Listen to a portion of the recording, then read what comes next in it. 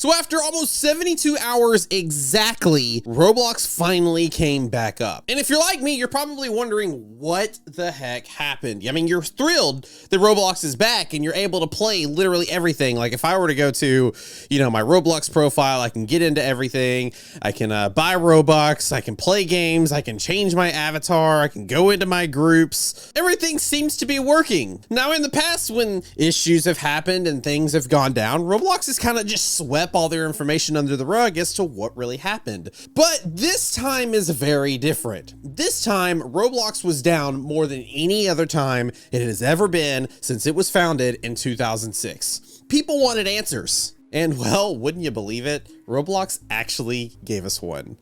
And as you can see here, it was about 11 hours ago. I saw it when it first came out. I was going to make a video on it last night. It was Halloween. I wanted to take a break. So basically, we're just going to go through and read this. As you can see, last night by David Baszucki, the founder and CEO of Roblox, he actually addressed the community. And he says, as most of the Roblox community is aware, we are recently experienced an extended outage across the platform. Yeah, you think? We are sorry for the length of time it took us to restore the service. Of key value at Roblox is respect the community, and of course, we want to apologize, blah, blah, blah. So at Thursday afternoon, October 28th, users started beginning to have connectivity trouble to the platform.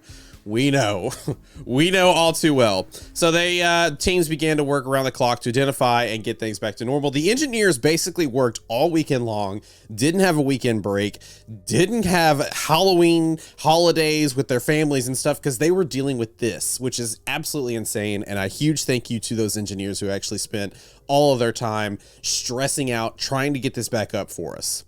This was an especially difficult outage as it involved a combination of several factors. The core system in our infrastructure became overwhelmed, prompted by a subtle bug in the backend server communications while under heavy load. This was not due to any peak in external traffic or any particular experience. Basically, what has happened is Roblox has gotten too big for itself.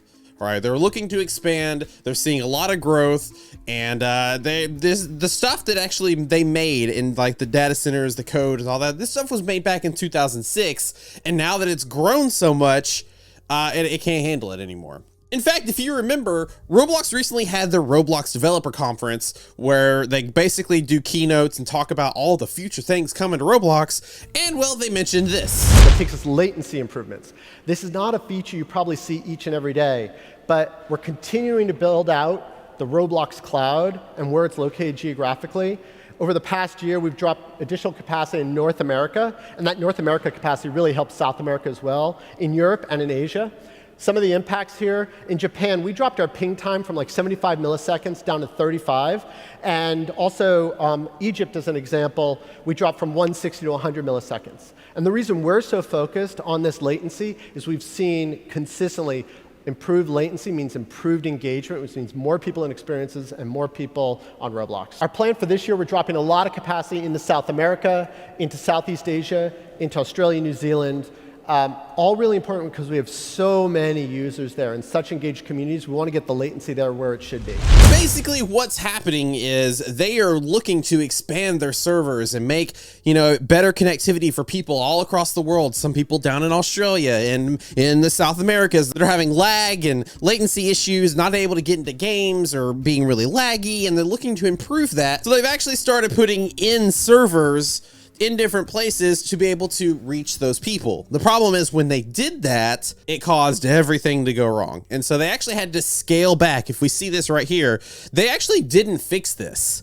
Okay, what they actually did was they identified the root cause. They're working to resolve the issue through performance tuning, reconfiguration, and scaling back some of the load. So some of the things that they implemented, they basically took back offline again to get the site back up and running while they run tests. They actually haven't fixed the issue. They're just looking to see if they can do something while everybody else stays happy over on Roblox. And I'm sure we'll get an update later on once they figure out what the heck happened, what the root cause was, and what their fix is actually going to be. Will that mean that we're going to have another site down issue in the future? I don't think so. I actually think that because they've figured out the issue now and have basically have a workaround, now they have time to actually really look at how to fix it, look at how to do everything, and I think we're all going to be good. I think by the time that they do implement this again, there's not going to be any issues down the road. Now, the interesting thing is this was actually what was to the public. And as you know, Roblox works very closely with their Roblox developers, and they actually made their own post over on the Roblox developer forum from J Party. You know J Party, dude who's always in the Bloxies and stuff like that. He actually was in RB Battles. He's a pretty big dude within Roblox. He basically reiterates that, you know, there wasn't any data loss or whatever because, you know, Roblox has backups upon backups of all of their player data, so they shouldn't have any data loss issues. But what's interesting about this little post that they don't mention in the other one is, as a developer, when you depend on us to expect a reliable platform. We recognize the outage and are working on additional solutions to help you. You have to remember, Roblox lost about $9 to $15 million this past weekend because nobody played their sites. But developers also lost a considerable amount of money.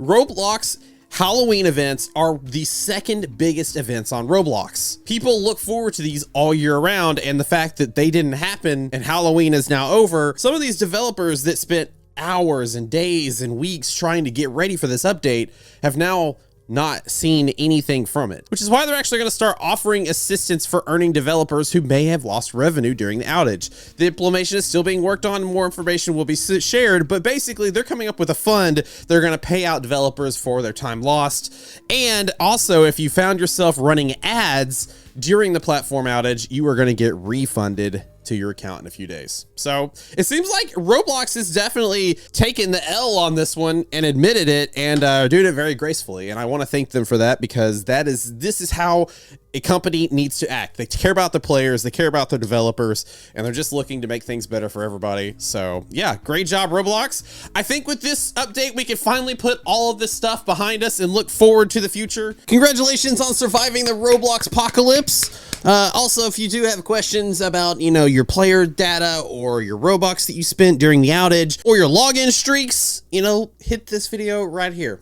And I'll see you guys later.